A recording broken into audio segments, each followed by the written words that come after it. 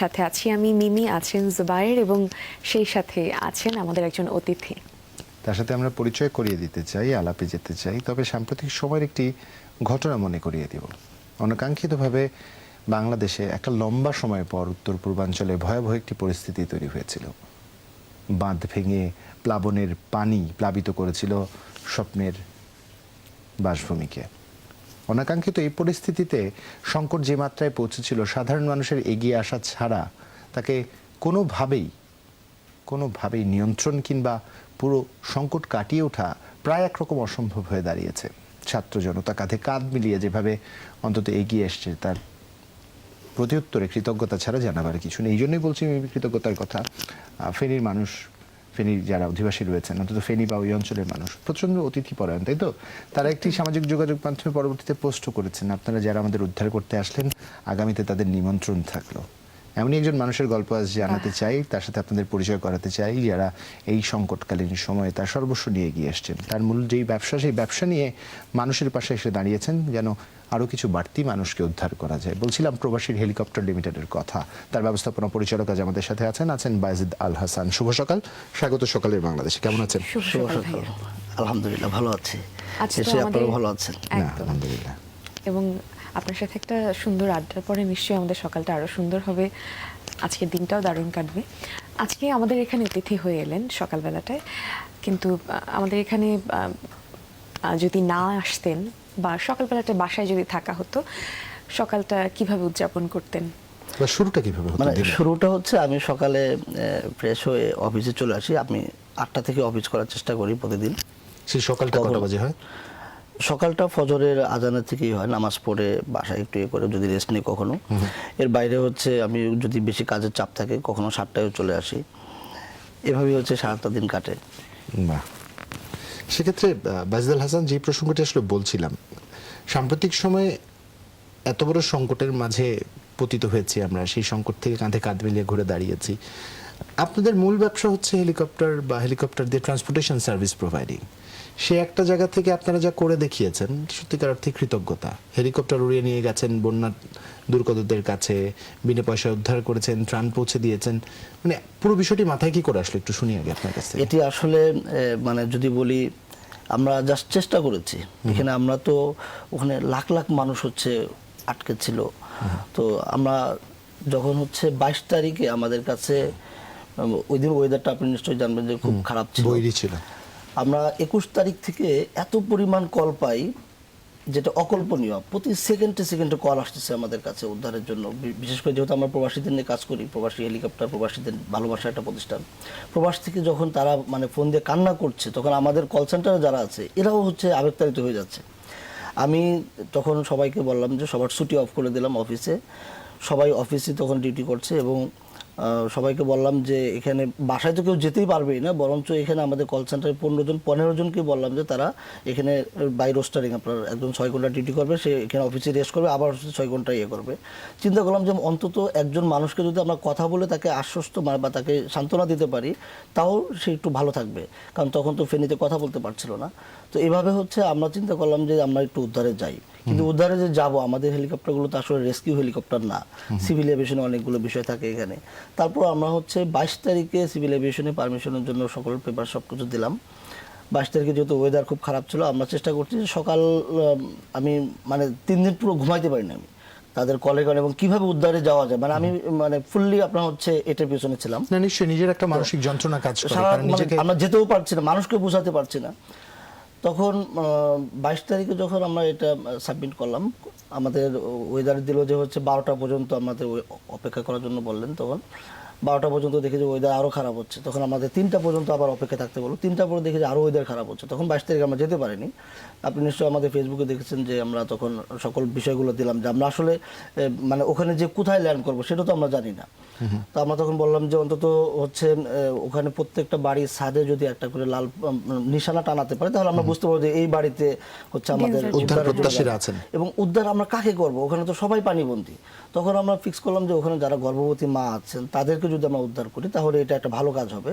বা যদি আটকে পড়া কোনো নবজাতক শিশু থাকে তাদেরকে আমরা উদ্ধার করে আপনার হচ্ছে ভালো জায়গাতে নিয়ে এসে তাদের মানে অপেক্ষাকৃত সংকটাপন্ন যারা, তাদের প্রাধান্য দিলেন। তো তো তখন তো আমরা যেতে পারিনি। আমরা 23 তারিখে হচ্ছে সকাল আমরা 8টার দিকে এয়ারপোর্টে যাই, তখন ওয়েদারটা একটু ভালো ছিল। আমরা প্রথম হচ্ছে ফ্লাই করি ঢাকা থেকে, মানে নিরুদ্দেশ, মানে আমরা কোথায় ল্যান্ড করব কোনো কিছু জানি এরকম, মানে আমাদের কখনো ফ্লাইট হয়নি। আমরা আগে তো ফ্লাইটগুলো কোথায় ল্যান্ড করবে আমরা এগুলো সমস্ত সব কিছু সেট আপ করে সিভিল এভিয়েশন থেকে পারমিশন নিয়ে দেন হচ্ছে সেখানে যায়, অনেকগুলো সেফটি বিষয় থাকে। তো আমরা একেবারেই মানে নতুন ইয়েতে গেলাম। পাইলটকে বললাম যে হচ্ছে যদি মানে কোনো দুর্ঘটনা ঘটে আমি তো মারা যাব, চলেন যাই। আপনি নিজে সহ গেছেন? গেলাম, যাওয়ার পরে আমরা প্রথমে হচ্ছে পুরো ফেনীটাকে আমরা হচ্ছে একটা রেকি করলাম যে কোন জায়গাতে ল্যান্ড করা যেতে পারে, কারণ নিচে তো ল্যান্ড করার মতো মানে কোনো অবস্থাই না, সব পানি, ভূমি নেই একেবারে। আমরা পানি। নিয়মিত যে জায়গাগুলো ছিল স্থলভূমি সেগুলো তো প্লাবিত হয়েছে, সব তো পানি সব ওখানে। এখন পানির ছাদে নিচে। যে নামবো, ছাদগুলো তো আসলে আপনার হেলিকপ্টার নামার মতো উপযোগী কিনা। কিনা। তো তারপর আমরা দেখলাম যে কোন কোন ছাদগুলো আছে, অনেকগুলো দেখা যায় যে পুরনো, সেগুলোতে ওইভাবে নামানো যায় না। তারপর আমরা ওখানে নামিয়েছি যেখানে দেখা যায় যে আমরা হেলিকপ্টারকে ফুল প্রেশার না দিয়ে একটু ইয়েতে রেখে আমরা ল্যান্ড করেছি। একটু hovering মানে করছে, একটু floating আছে। হ্যাঁ, তো এমন এমন জায়গাতে আমরা ল্যান্ড করেছি, দেখা যায় যে আমরা মানে স্টেজটা একই ছাদে রাখতে পারিনি, 2 ছাদ মিলিয়ে তারপর হচ্ছে আপনার ল্যান্ড করেছি, এরকম রিস্ক নিয়েছি। আবার অনেক সময় দেখা যায় যে প্রথম যেখানে আমরা ল্যান্ড করলাম ওটা ছিল মানে যদি বলি আমার জীবনের সর্বোচ্চ ঝুঁকিপূর্ণ একটা অবতরণ। কিরকম ছিল একটু বলবেন? ওই ছাদটা ছিল মানে এত ছোট, আবার হচ্ছে ছাদের উপরে রডগুলো ছিল আপনার মোটামুটি 1 ফিট 1.5 ফিট এরকম রড ছিল, উঁচু উঁচু করা, মানে ওইটা এক্সটেনশনের জন্য আগামীতে ওইভাবে রেখেছেন। আবার হচ্ছে ওখানে সিঁড়ির জন্য যে একটা ছোট টালির মতো থাকে ওই ঘরের ছিল, চারপাশে গাছ, নিচে পানি, ওদিকে মানুষজন, কারণ ওখানে তো সেফটিও না, আমাদের সেফটি পাঠাবো ওখানে, সবাই হেলিকপ্টার দেখে তো হুমড়ি খেয়ে পড়ে। তো যখন আমরা ওখানে ল্যান্ড করি 4বার আমরা ট্রাই করি ল্যান্ড করার জন্য, কিন্তু কোনোভাবে হচ্ছে ল্যান্ড করতে পারছিলাম না। পরে হেলিকপ্টারের যে আমাদের পিছনের টেল রোটর যেটা আছে ওইটা হচ্ছে ছাদের বাইরে রেখে জাস্ট হচ্ছে বডিটা হচ্ছে ওখানে রেখে এভাবে ল্যান্ড করি। যখন বাতাসে দেখা যায় পাশের গাছ আপনার এক পাশে এবার আসে, আবার হচ্ছে ওই সাইডে যায়, এরকম করে পরবর্তীতে যখন আমরা হচ্ছে ওখানে ল্যান্ড করবো ওদেরকে বললাম যে এই গাছের ডালগুলো অন্তত একটু কেটে দিয়ে আমাদের একটু ইয়ে করুক। তো এইভাবেই হচ্ছে আমরা মানে প্রথম ল্যান্ড করে ওখান থেকে কয়েকজনকে উদ্ধার করে তাদেরকে ফেনী জেলা যে আদালত ভবনটা আছে সেই আদালত ভবনের উপরে নামাই। দেন হচ্ছে আমরা সিলেক্ট করলাম যে আদালত ভবনটা কি হচ্ছে আমরা এখানে পারফেক্ট, ওখানে নিচে সব আপনার যারা ভলান্টিয়ার আছে, স্বেচ্ছাসেবী আছে, সবাই নিচে আছে কাজ করছে, এবং ওখানে আপনার যেহেতু একটা সেফটি ছিল, ছাদে কেউ আসতে পারে না, আমাদের জন্য একটা নিরাপদ ইয়ে ছিল। তো আমরা যখন ওখানে নামি তখন সবাই আমাদেরকে মানে দেখি ওই সময় মানে অন্য পাইলট যারা ছিল আপনার সেনাবাহিনী, তারপর এয়ারফোর্সের যে হেলিকপ্টারগুলো ছিল ওগুলো তো অনেক বড় ছিল, যে কারণে তারাও নামতে পারছিল না কোথাও। আমরা তো ছোটটা নিয়ে গেছি যে এটা যে কোনো জায়গাতে নামা যায়, এ করা যায়। এরপর আমরা হচ্ছে ওখান থেকে গেলাম ফেনী রশিদিয়া মাদ্রাসার সাথে। ফেনী রশিদিয়া মাদ্রাসা একই অবস্থা, ওইটা হাফ ওয়াল করা, কীভাবে নামবো ওখানে? ওখানে একজন গর্ভবতী মা, আপনারা নিশ্চয়ই দেখেছেন যে 28 দিনের আপনার হচ্ছে বাচ্চা সহ তাকে উদ্ধার করা হয়। তো প্রথম যখন আমরা হচ্ছে যাই আমাদের মনের মধ্যে যদিও অনেকটা ইয়ে ছিল, ভয় ছিল, কিন্তু যখনই একজন মানুষকে আমরা উদ্ধার করছি তখনই আবার হচ্ছে আমাদের কাছে সে ভালো লাগাটা কাজ করছে। আমি যখন হচ্ছে আমরা এভাবে 2টা 3টা পর্যন্ত কাজ করি, কাজ করার পরে পাইলটকে জিজ্ঞেস করলাম যে কেমন লাগছে এখন, আপনি তো অনেক ভয়ে ছিলেন। তো পাইলট যিনি ছিলেন তাজ ভাই আমাদের, সেও মানে খুব মানে আত্মতৃপ্তির একটা হাসি দিলেন যে না আসলে সারাদিন কষ্ট করার পর আমরা তো সকালে ঘুমাই, মানে রাতে তো ঘুমাইনি, সকালবেলা আমরা রওনা দিয়েছি, নাস্তাও হয়নি। আপনি আমাদের হয়তো অনেক ভিডিও আছে দেখবেন যে আমরা ককপিটে বসেই নাস্তা করতেছি, মানে খাবারের সময় নেই, কারণ হচ্ছে আমাদের হেলিকপ্টার ওখানে তো বন্ধ করার সুযোগ নেই কোনো, হেলিকপ্টার চলন্ত অবস্থায় রেখেই ওইভাবে কাজ করতে হচ্ছে। আমার 3 দিনে মনে হয় প্রায় 3000 কেজির মতো খাদ্য আমি একাই হচ্ছে হেলিকপ্টারে লোড করছি, আনলোড করছি।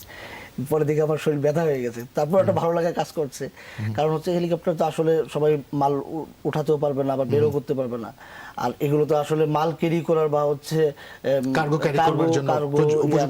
উপযোগী না, বা রেস্কিউর জন্য উপযোগী ছিল না। তো মজার বিষয় হচ্ছে আমরা যখন প্রথম দিন 22 তারিখে যখন আমরা যেতে পারিনি তখন অনেকেই হচ্ছে চিন্তা করছে যে আমরা মনে হয় যে এটা মানে মার্কেটিং এর জন্য ইয়ে করছি, কিন্তু ওই সময় আসলে আমাদের একেবারেই এটা চিন্তাই ছিল না। আমরা চিন্তা করেছি যে অন্তত একজন মানুষকে যদি উদ্ধার করতে পারি, আপনারা জানেন যে ঢাকা থেকে ফেনীতে যাওয়া আসা পরে একটা হেলিকপ্টার ন্যূনতম হলো আপনার 1,20,000 টাকার মতো শুধু খরচই আসে। তো আমাদের ইয়ে ছিল যদি আমরা একজন মানুষকে উদ্ধার করতে পারি, একজন মানুষকে বাঁচাতে পারি, তাহলে এটা আমাদের জন্য একটা সার্থক। সান্ত্বনা বা এটা। কারণ হচ্ছে এই সকল মানে জরুরি মুহূর্তে প্রতিষ্ঠান হিসেবে আমাদের তো কিছু দায়বদ্ধতা আছে। তো আমরা যাওয়ার পরে কিন্তু সবাই অন্যান্য বেসরকারি যারা আছে তারাও এগিয়ে আসছে। কারণ এই মানে ইয়াটা কিন্তু আগে হয়নি। এই যে মানে জাতীয় জরুরি মুহূর্তগুলোতে আপনার কোনো বেসরকারি প্রতিষ্ঠান এভাবে হেলিকপ্টার নিয়ে উদ্ধারে যাবে, এটি মানে আমরাই মনে হয় যে প্রথম এটা ইয়ে করেছি। তো সর্বোপরি হচ্ছে এখানে মানুষের সহযোগিতা ছিল, ভালোবাসা ছিল। আমাদের যে পরিমাণ মানুষে ভালোবাসা দেখিয়েছেন, এটি আমাদের জন্য মনে করি যে সবচেয়ে বড় একটা পাওয়া। না, নিঃসন্দেহে আপনারা যা করেছেন তার সাহসিকতার পরিচয় বহন করে। একটা ছোট্ট প্রশ্ন ছিল, আপনি না হয় আবেগতাড়িত হলেন, আপনার কল সেন্টারে প্রচুর ফোন আসছে, সেই ফোনগুলো রিসিভ করে কল সেন্টার এজেন্টদের রিয়াকশন আপনি দেখেছেন, আবেগতাড়িত অবস্থা দেখেছেন, নিজেও আবেগস্রুতে ভেসেছেন। পাইলট স্বাভাবিকভাবেই নিজের নিরাপত্তার কথাটি চিন্তা করবেন, কারণ তিনি ঠিক এভাবেই ট্রেন্ড। তাকে কিভাবে কনভিন্স করলেন? মজার বিষয় হলো, আমরা 22 তারিখে যখন উদ্ধারের জন্য যাব, 21 তারিখে বাংলাদেশে অনেকগুলো মিডিয়াতে দেখবেন যে রাইসির মৃত্যুর নিয়ে একটা নিউজ হয়েছিল বাংলাদেশের অনেকগুলো জাতীয় মিডিয়াতে, যে এই ধরনের আবহাওয়াতেই রাইসির হেলিকপ্টারটা বিধ্বস্ত হয়। তো তখন কিন্তু মানে পাইলটদের মাঝে আরো মানে আতঙ্ক ছড়িয়ে পড়ে। তো এই ধরনের মানে যদি এর আগেও একবার এরকম হয়েছিল যে আমাদের একজন প্রবাসী, তার বাবা মারা গেছেন, ওয়েদার খুব খারাপ, মানে এতটাই খারাপ যে আমরা হচ্ছে এখান থেকে সামনে 100 ফিট দূরে তো আমরা দেখতে পাচ্ছি না। তো তার বাবা যেহেতু মারা গেছে, জানাজায় যেতে হবে। তো আমি পাইলটকে বললাম যে চলেন, আমি সহ যাবো, যদি মারা যায় তো আমি তো আছি। মানে এইভাবে মানে মানে বিশেষ বিশেষ মুহূর্তগুলোতে আমি পাশে থেকে হচ্ছে সাহস দেই। এবং আমাদের তাজ ভাই এবং শাহরির ভাই, আমাদের যারা ইয়ে আছেন, শফিক ভাই, তারা মানে এই রিস্কগুলো নেন, মানবিকতার বিবেচনা আসে। আপনি জানেন যে আমরা 23 তারিখে যখন হচ্ছে যাই, আমাদের কাছে এত পরিমাণ মানে মেসেজ আসছে, আমরা যে কাকে উদ্ধার করতে যাব এটা আমরা ট্র্যাক করতে পারছিলাম না। তো অনেকেই বলেন যে হচ্ছে তার স্ত্রী গর্ভবতী অবস্থায় আছেন, তাকে উদ্ধার করতে হবে, বাবা মা আছেন। তো আমরা পরের দিন মানে 24 তারিখে আমরা তখন হচ্ছে মাইক নিয়ে যে প্রত্যেকটা মানে যে ছাদগুলোতে আমাদেরকে বলেছে যে এই ছাদগুলোতে আছে, আমরা ওইভাবে, ওখানে তো নেটও কাজ করে না, আমরা কিভাবে ইয়ে করবো, ঢাকা থেকে আমরা সকল কিছু ওইভাবে নোট ডাউন করে জিও লোকেশনগুলো দেখে ওইগুলো সেট করে। এই বিষয়টি একটু বিস্তারিত জানতে চাই, বিরতি নিয়ে ফিরি আমরা, মানে মন মুগ্ধ হয়ে গেছিলাম যখন বর্ণনা শুনছিলাম। দর্শক, সেই সাথে আমাদের এখানে স্টুডিওতে উপস্থিত আছেন প্রবাসী হেলিকপ্টার লিমিটেডের ব্যবস্থাপনা পরিচালক বাইজিদ আল হাসান ভাইয়ার সাথে কথা হচ্ছিল। বন্যা দুর্গত এলাকায় আপনাদের যে অভিযান বা আপনারা যেভাবে উদ্ধার কার্যক্রম পরিচালনা করেছেন সেটার কিছু অভিজ্ঞতা আপনার কাছ থেকে শুনছিলাম। এই যে চিন্তা বা এইখানটায় যাওয়ার, যেরকম বললেন যে শুরুটায় একটা ভয় কাজ করছিল বা অনিশ্চিত একটা জায়গা থেকে শুরু, সব শুরুর পেছনেই দেখা যায় একটা ধারণা বা একটা চিন্তা নিয়ে শুরুটা করা হয়। যখন প্রথম আপনাদের এই প্রতিষ্ঠানটি প্রবাসী হেলিকপ্টার লিমিটেড, এটিকে যখন হচ্ছে প্রথম আপনারা যাত্রা শুরু করলেন, সেই সময়ের কোন চিন্তা থেকে আসলে এটা শুরু করা হয়েছিল? ধন্যবাদ আপনাকে, অনেক দারুণ একটা প্রশ্ন করেছেন। আমাদের একটু পেছনে ফিরে যেতে হবে। আমরা দীর্ঘদিন যাবৎ প্রবাসীদের নিয়ে কাজ করছি। আমাদের প্রবাস টাইম একটা ছোট্ট গণমাধ্যম আছে, অনলাইন গণমাধ্যম। তো এরপরে হচ্ছে আমার একটা প্রতিষ্ঠান আছে প্রবাসী ট্যাক্সি, এটা হচ্ছে ঢাকা এয়ারপোর্ট থেকে আমরা যাত্রীদেরকে সেবা দিই। বর্তমানে চট্টগ্রাম এয়ারপোর্টও আছে। মেনলি হচ্ছে আমাদের উদ্দেশ্য ছিল যে প্রবাসীদের নিয়ে আমরা কিছু কাজ করতে চাই। অনেকেই হচ্ছে প্রবাসীদের নিয়ে কাজ করেন, আবার অনেকেই কথা বলেন, কিন্তু আমরা একটু কাজ করতে চাই। প্রবাসীরা ঢাকা এয়ারপোর্টে নামার পরে হচ্ছে তাদের বিভিন্ন ধরনের ভোগান্তির কথা আমরা মানে প্রতিনিয়তই শুনি, আপনারা অনেক সময় নিউজ করেছেন। তো যাতে করে আমাদের অবস্থান থেকে একটু কাজ করতে পারে, আমি একজন প্রবাসী, তো আমরা কয়েকজন প্রবাসী মিলে প্রবাসী ট্যাক্সি চালু করলাম। আমাদের এখানে যারা হচ্ছে ড্রাইভার, আমাদের যারা গাড়ি ওয়াশ করেন, এ টু জেড আমাদের সমস্ত সব স্টাফ, প্রায় 40-50 জনের মতো আমাদের ট্যাক্সিতে স্টাফ আছে, সবাই হচ্ছে প্রবাসী, আমাদের যাত্রীয় প্রবাসী।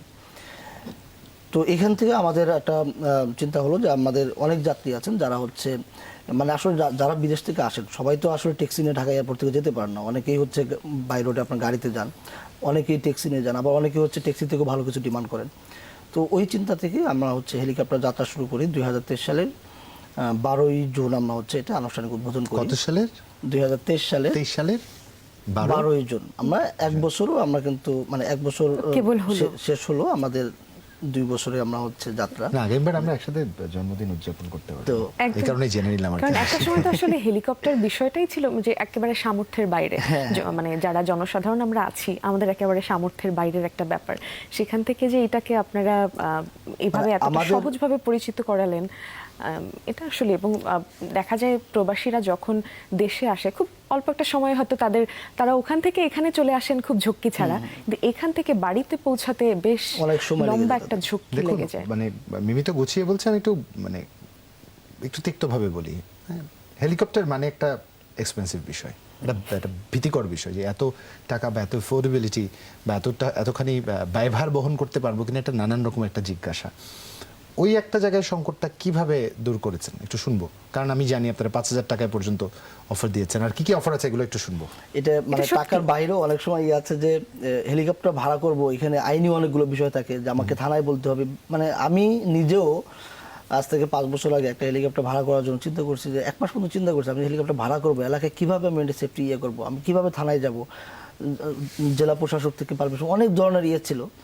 তো সেখানে আমরা কিন্তু এটা ভেঙে দিয়েছি, আমরা এখন 5,000 টাকা সেবা দিয়েছি, আপনি নিশ্চয়ই এটা দেখেছেন। এটা কি দেশের যে কোনো প্রান্তে? আমাদের অফার থাকে, এটা আমাদের অফার রুটে থাকে। আচ্ছা আচ্ছা আচ্ছা। আর এই কারণেই কিন্তু আমরা 1 বছরে বাংলাদেশের প্রত্যেকটা মানুষের ভিতরে আমরা জায়গা করে নিতে পেরেছি। এবং আমাদের প্রবাসী হেলিকপ্টার বা 5,000 টাকা হেলিকপ্টার সেবা দেয়, এটা জানে না আমার মনে হয় এরকম মানুষ খুবই কম পাওয়া যায়। আমি হচ্ছে দেশের বাইরে যখন গিয়েছিলাম সৌদি আরবে, একটা মরুভূমির ভিতরে যে আমি একজন প্রবাসীকে জিজ্ঞেস করলাম যে প্রবাসী হেলিকপ্টার চিনেন?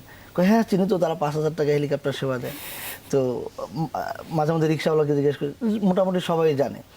তো আমাদের মূলত উদ্দেশ্যটাই ছিল যে দেখুন আমি যখন দেশের বাইরে ছিলাম দেখেছি আসলে দেশের বাইরে মানুষের মধ্যে ভেদাভেদটা অনেকটা কম। যেটা আমাদের মধ্যে যদি আমরা বলি যে গুলশানের এই পাশে হচ্ছে বাড্ডা বা হচ্ছে হাতিঝিল, যদি বলি রামপুরা, শ্রেণী ভেদাভেদ শ্রেণী ভেদাভেদটা যারা এই পাশে থাকে, যদি হাতিঝিলের এই পাশে বা হচ্ছে মধুবাগের এখানে যারা হচ্ছে নিম্নবিত্ত বা নিম্ন মধ্যবিত্ত, তারা কিন্তু গুলশানে যে কোথাও খেতে বা হচ্ছে ওখানে তারা ইতস্ত ফিল করবে। এই যে একটা মানে শ্রেণী বৈষম্যের একটা বৈষম্য, রেখা থাকে। হেলিকপ্টারটা উঠবে হচ্ছে যারা অনেক মানে ধনী বা হচ্ছে যাদের মানে অনেক ক্ষমতা আছে, এইরকম একটা ছিল একটা সময়। কিন্তু এটা যে মানুষের মানে টাকা না থাকলেও স্বপ্ন তো মানুষের থাকে, স্বপ্ন তো আমাদেরই বেশি থাকে, আমরা যারা নিম্নবিত্তই স্বপ্নটা বেশি থাকে। তো আমি চিন্তা করলাম যে এদের নিয়ে কাজ করার জন্য। দেন হচ্ছে আমরা শুরু করলাম আমাদের 5,000 টাকার অফারে। যে আপনি দেখবেন যে আজকে সকালেও আমাদের একটা রুটে অফার হয়েছে যে আগামী 21 তারিখে ঢাকা থেকে মুন্সিগঞ্জ আমরা 5,000 টাকা হেলিকপ্টারে দিচ্ছি, আবার মুন্সিগঞ্জ থেকে ঢাকায় 5,000 টাকা হেলিকপ্টারে দিচ্ছি।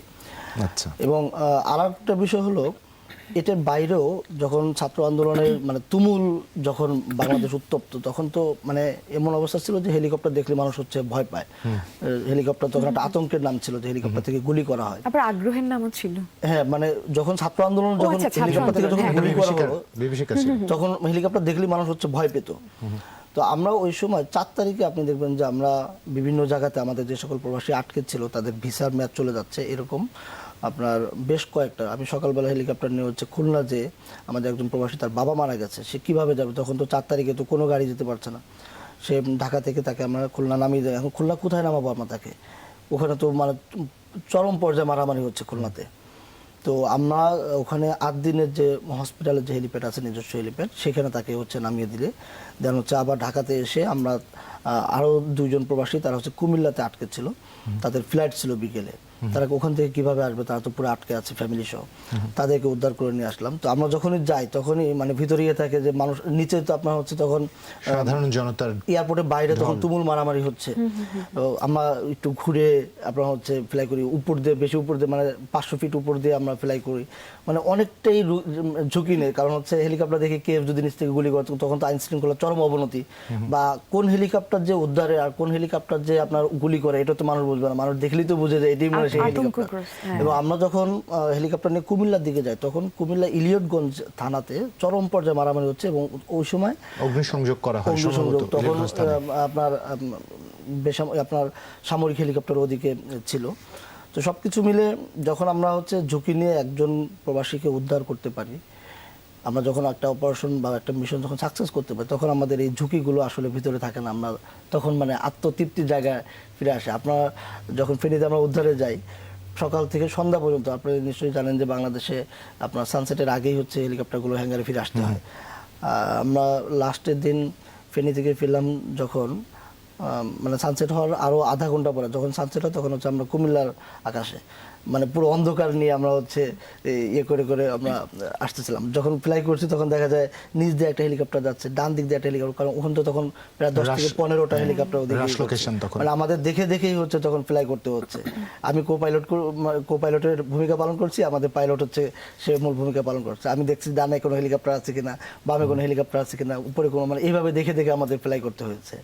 মানে পুরো এই যে একটা মানে অবস্থা ছিল, এটি আমাদের জন্য একটা নতুন ইয়ে ছিল। তবে মূল বিষয় হচ্ছে আমরা এটা যদি বলি যে শতভাগ সফল হয়েছি, যে কোনো ঝুঁকি নিয়েও মানুষকে উদ্ধার করা যায়, বা একটা মানে যদি সাহস থাকে বা উদ্যোগ থাকে তাহলে আপনার মানুষের পাশে দাঁড়ানো যায়। আমাদের তো এটা আপনার রেস্কিউ হেলিকপ্টার ছিল না বা কার্গো হেলিকপ্টার ছিল না, সম্পূর্ণ ব্যবসায়িক একটা প্রতিষ্ঠান। বাজিদ ভাই, একটু কৌতূহলী আমি, ধরেন যখন উদ্ধার করতে যাচ্ছেন প্রচুর সংখ্যক মানুষের মাঝ থেকে একজনকে উদ্ধার করে আনবেন, এই প্রায়োরিটিটা কিভাবে সেট করলেন? আপনি যদিও বলেছেন যে অন্তঃসত্ত্বা যারা ছিলেন বা সন্তান সম্ভবা যারা ছিলেন কিংবা শিশু যারা ছিল তাদেরকে মূল গুরুত্ব দিয়েছেন, কিন্তু এই যে বিদেশ থেকে প্রবাসী ভাইয়েরা ফোন দিচ্ছে, তাদের স্বজনদের উদ্ধার করে আনছে, যখন একজনকে উদ্ধার করতে যাচ্ছেন সে ওই একই সাথে নিশ্চয়ই আরো অনেকে আছে, পুরো বিষয়টা ম্যানেজ করেছেন কিভাবে? এই ম্যানেজ করতে আমাদের সবচেয়ে বেশি কষ্ট হয়েছে।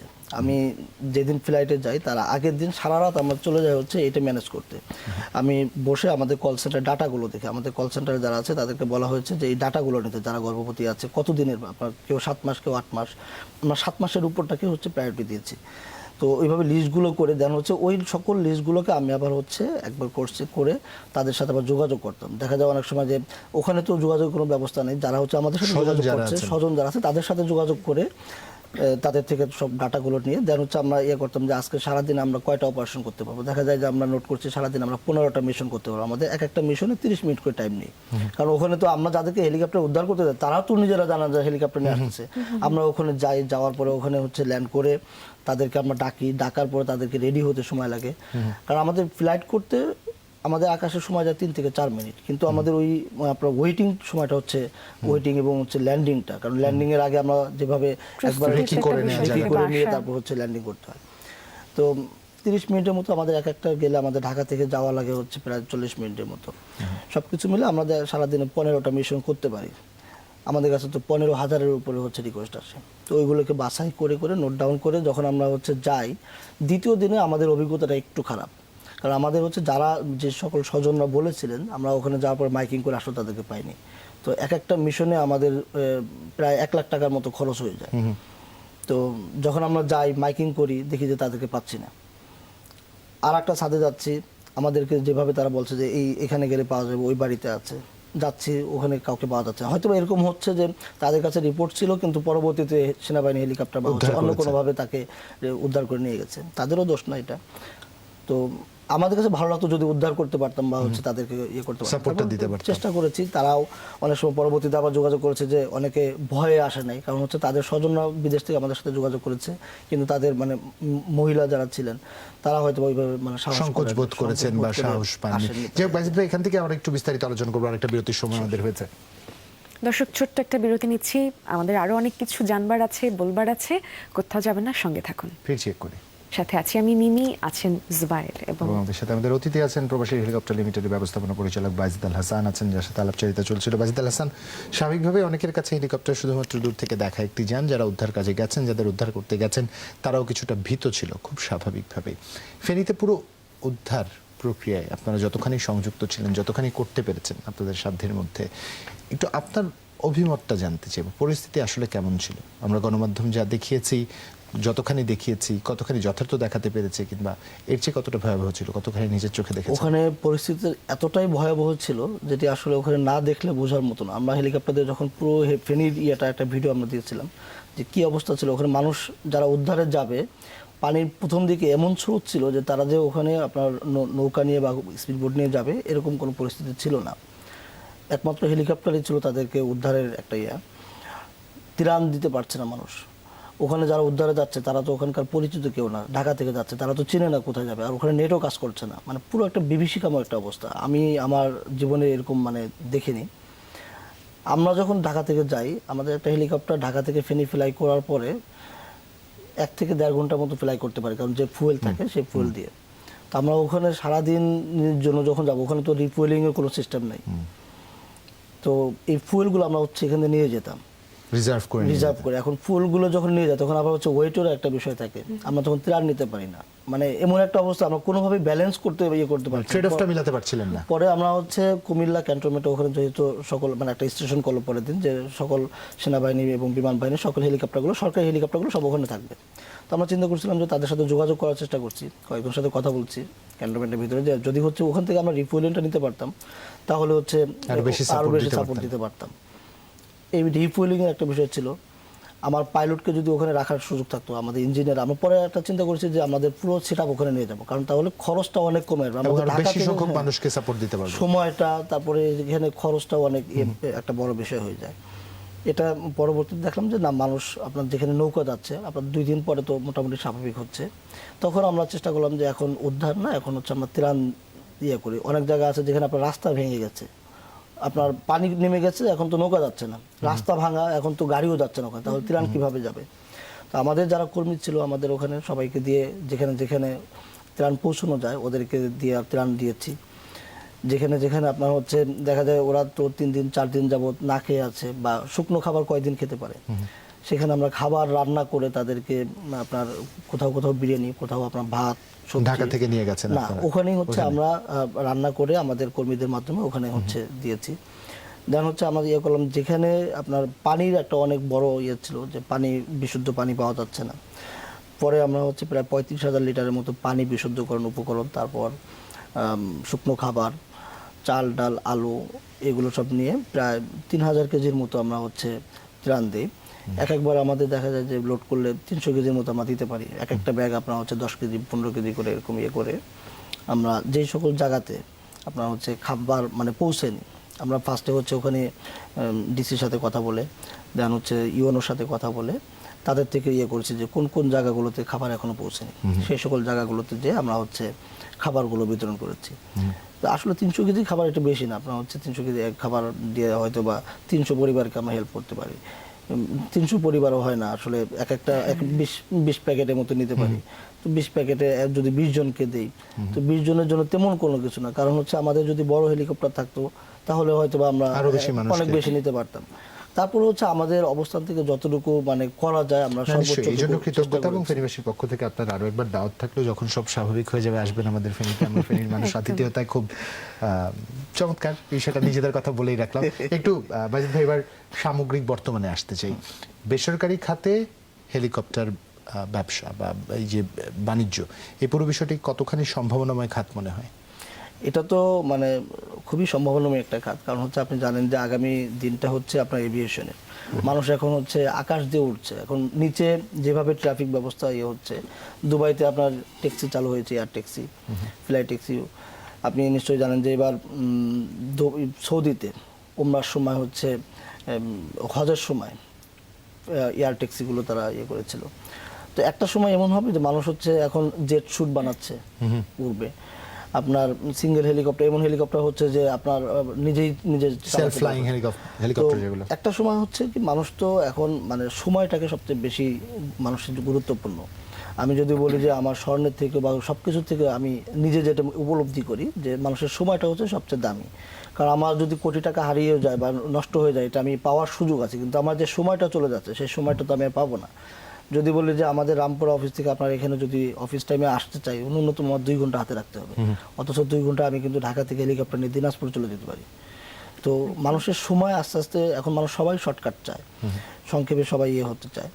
সময়টা মানুষের একটা সময় অনেক গুরুত্বপূর্ণ হয়ে যাবে, তখন খুব শীঘ্রই দেখবেন যে হেলিকপ্টারটা বাংলাদেশ না শুধু সারা পৃথিবীতে অনেক সম্ভাবনাময় একটা হচ্ছে খাত। আমরা চিন্তা করছি এখন যে হেলিকপ্টারের বাইরে যে বড় যে ইয়েগুলো আছে আপনার এয়ার অ্যাম্বুলেন্স বা অ্যাম্বুলেন্স হেলিকপ্টার যেগুলো বেশি মানুষ ক্যারি করা যায়, এই ধরনের আপনার হচ্ছে কোনো কিছু আনা যায় কিনা। দেখা যায় আমরা যদি উদাহরণস্বরূপ বলি যে আমাদের যদি 10 সিটের একটা হেলিকপ্টার থাকে, ঢাকা থেকে যদি আমরা হচ্ছে বগুড়াতে করি, বগুড়াতে আমার খরচ হচ্ছে 1.5 লাখ টাকা। তো আমি বোঝার সাথে বলছি 1.5 লাখ টাকা যদি হয়, আমি যদি 10 জনকে নিয়ে যেতে পারি, আবার 10 জনকে আনতে পারি, তাহলে 20 জন হলো আমার, 20 জনকে 10,000 টাকা করে নিলেও আমার 2 লাখ টাকা আসতেছে। আমি কিন্তু তাদেরকে 10,000 প্লাস মার্জিনে থাকছেন আপনি। হ্যাঁ, তাদেরকে সেবাটাও দিতে পারছি, কারণ তারাও কিন্তু আপনার হচ্ছে 10,000 টাকায় কখনোই হেলিকপ্টার নিয়ে ওখানে যাওয়ার চিন্তা করতে পারতাম। তো এইটাই আমরা এখন করছি, আমাদের এই চার্জ সিটারটা দিয়েই চিন্তা করছি যে এইভাবে শেয়ার ট্রিপগুলো দেওয়ার জন্য। আমাদের আগামী 2 তারিখে পদ্মা সেতু রাইড আছে 10,000 টাকায়, যেটা কখনো মানে কল্পনা করতে পারবেন না যে প্রায় 30 মিনিটের উপরে ফ্লাইং টাইম, আপনি পদ্মা সেতু ঘুরে আসবেন, এটা মাত্র 10,000 টাকায়। এটা চিন্তার বাইরে ছিল। এটা আমাদের 2 তারিখ আছে। আমাদের প্রবাসী হেলিকপ্টার যে ফেসবুক পেজটা আছে, এখানে আমরা সব অফারগুলো, কারণ অফারগুলো আমাদের প্রতিনিয়ত আপডেট হয়, এইগুলো আমরা ওখানে দিয়ে থাকি। এই অফারগুলো আসলে ভাইয়া মানে কোন কিসের উপরে ভিত্তি করে অফারগুলো আপনারা দিয়ে থাকেন, বা ডিসকাউন্টের যে ইয়েটা নির্দিষ্ট কোনো সময় নাকি কোনো বিশেষ উপলক্ষ, যেমন ঈদ, কুরবানি? আমাদের এটা প্রতিনিয়তই থাকে, দেখা যায় প্রতিদিনই কোনো না কোনো রুটে আমাদের অফার থাকে। 3 দিন আগে ছিল কুমিল্লাতে, এর আগে ছিল মুন্সিগঞ্জ, ছিল টাঙ্গাইল থাকে, আমাদের 14 তারিখে ছিল টাঙ্গাইল, সবগুলোই সোল্ড আউট হয়ে গেছে। আমাদের ওখানে দেখবেন, আমরা যখন একটা হেলিকপ্টার নিয়ে কোথাও যাই, তখন আমাদের মূল মেকানিজম সেটা হলো, আমরা কোথাও হেলিকপ্টার নিয়ে গেলে সেখানে আমরা আশেপাশের রুটগুলো দেখি, যে আমি টাঙ্গাইল যাচ্ছি, টাঙ্গাইলে আশেপাশে কোন কোন জেলাগুলো আছে, ওই জেলাগুলোতে যদি কাউকে আমি সেবা দিতে পারি, তাহলে আমার ঢাকা থেকে টাঙ্গাইল যাওয়ার যে খরচটা হলো, এটা তো আমি সেভ করতে পারলাম। তাহলে আমি যদি কম খরচে, মানে আমার যদি খরচ কম হয়, আমি তো যাত্রীর থেকে তো বেশি টাকা ডিমান্ড করবো না। উদাহরণস্বরূপ বলে, যদি টাঙ্গাইলে পাশে কারো ওই দিন বিয়ে হচ্ছে, আমি ওই দিন তাকে বিয়ের জন্য সেবাটা দিতে পারলাম। সে যদি ঢাকা থেকে রিজার্ভ করে নিতে চাইতো, তাহলে তার কমপক্ষে 1.5 লাখ টাকা লাগতো। বিয়ের জন্য ন্যূনতম 1.5 লাখ টাকা আমাকে বাজেট রাখতে হয়। কিন্তু আমার যেহেতু হেলিকপ্টার ওখানে তার এলাকায় যাচ্ছে, ওই দিনই যদি তাকে হচ্ছে কোনোভাবে ব্যাটে বলে মিলাইতে পারি, তাহলে ওই দিন তো সে 50,000 টাকা হেলিকপ্টার বিয়ে করতে পারবে। তো 50,000 টাকা হেলিকপ্টার বিয়ের মানে যেখানে 1.5 লাখ টাকা নিতে সম্ভবই না, সেখানে আমি তাকে 50,000 টাকা দিতে পারি। তাহলে জি, আমি আপনাদের এই ব্যবসায়িক কঠিন বিষয়গুলো বুঝি না, তবে সহজ করে যেটা বুঝি, আপনারা মানুষের সাধ্যের মধ্যে এনেছেন, এই জন্য একটা কৃতজ্ঞতা। এবং সর্বোপরি শুধু বাণিজ্যিক দিক বিবেচনায় না, সংকটকালীন সময় ঠিক যেভাবে আপনারা আপনাদের সর্বস্ব নিয়ে চেষ্টা করেছেন এবং ছাত্র জনতা সবাই যেভাবে এগিয়ে এসছে, নিঃসন্দেহে এক সম্ভাবনায় বাংলাদেশের স্বপ্ন আমরা সবাই মিলে দেখতে শুরু করেছি। কারণ কাঁধে কাঁধ মিলিয়ে রাষ্ট্র পুনর্গঠন থেকে শুরু করে সংকট মোকাবেলা, সকল ক্ষেত্রেই যে অসাধারণ দৃশ্য আমরা দেখছি, কি বলবো, মানে হয় না মানুষের আরো কিছুদিন বেঁচে থাকবার একটা তাগিদ বোধ হয়, যে পরিপূর্ণ বাংলাদেশটা দেখবার মতো সময় যেন বেঁচে থাকে, এরকম একটা পরিতৃপ্তির সময়ের অপেক্ষা করছি। ভাই, দর্শকরা আপনাকে শুনছে, যদি কিছু বলবার থাকে তাদের 30 সেকেন্ড আপনাকে সময় দিতে চাই। আপনার দর্শকদের কাছে আমরা দোয়া চাই, আমরা যেন আরো ভালো কাজ করতে পারি। আমাদের যে কাজ করার ক্ষেত্রে যে কাজ করে তারই ভুল হয়, আমাদের যদি কোনো ভুল থাকে সেগুলো আমাদের গঠনমূলক সমালোচনা করে আমাদেরকে ধরিয়ে দেওয়ার জন্য বলছি। সেই সাথে প্রবাসী হেলিকপ্টার নামে অনেক ভুয়া পেজ আছে, আমাদের কাছে প্রতিনিয়ত এই ধরনের অভিযোগ আসে, যারা হচ্ছে প্রবাসী হেলিকপ্টারের কথা বলে মানুষের থেকে টাকা নিচ্ছে। এই ধরনের কোনো পেজ, আমাদের প্রবাসী হেলিকপ্টার যে মূল পেজটা আছে, এটা বাংলাদেশে হেলিকপ্টার এভিয়েশনের সবচেয়ে বড় পেজ, প্রায় আমাদের হচ্ছে 5 লাখের মতো ফলোয়ার, এখন 4,80,000-এর উপরে, 90,000-এর উপরে এখন আছে এই পেজটা। এবং আমাদের এটা ট্রেডমার্ক করা প্রবাসী হেলিকপ্টার, ওখানে নিচে টিএম লেখা আছে, আমাদের ওয়েবসাইট দেওয়া আছে, আমাদের অফিস অ্যাড্রেস দেওয়া আছে, আমাদের ফোন নাম্বার দেওয়া আছে। এই সব কিছু করে মানে আমাদের অরিজিনাল পেজ বাদে অন্য কোনো পেজে যোগাযোগ না করার জন্য অনুরোধ। অসংখ্য অসংখ্য ধন্যবাদ আপনাকে। দর্শক, এরই সাথে আজকে এখানে ইতি টানছি। আমাদের সক্ষমতা স্বল্প, কিন্তু এর মাঝেও আমরা পূর্ণতা প্রাপ্তির প্রত্যাশা রাখি, স্বপ্ন দেখি। আজকে বিদায় নিচ্ছি, ভালো থাকবেন সবাই। শুভ সকাল।